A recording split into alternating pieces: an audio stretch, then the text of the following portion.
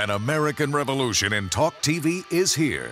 NRA News, Cam and Company on Sportsman Channel.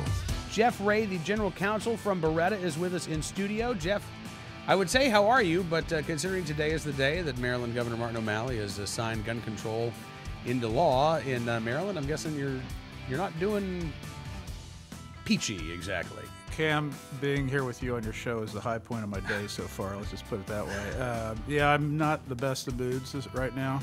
The governor did this morning sign the legislation that further restricts gun ownership rights in Maryland, and I can say on behalf of all the Beretta employees and Beretta Group Company employees in Maryland, we're pretty upset about that.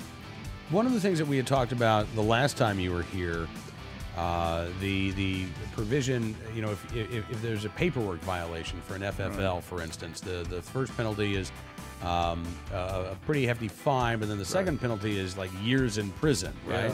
Yeah, that stayed in. They reduced the fine, but they reduced it to a maximum of 3 years. So that means if you're a gun dealer in Maryland and you have two paperwork errors, and maybe even in the same audit, right, you're at risk of a criminal prosecution. Now, they did add a provision that said that they had to be willful errors and that they had to be material. They had to be something that was significant. So we were able to get some language in to make it tougher to prosecute that type of crime, especially if it was just an erroneous mistake, right? Something that wasn't a big deal.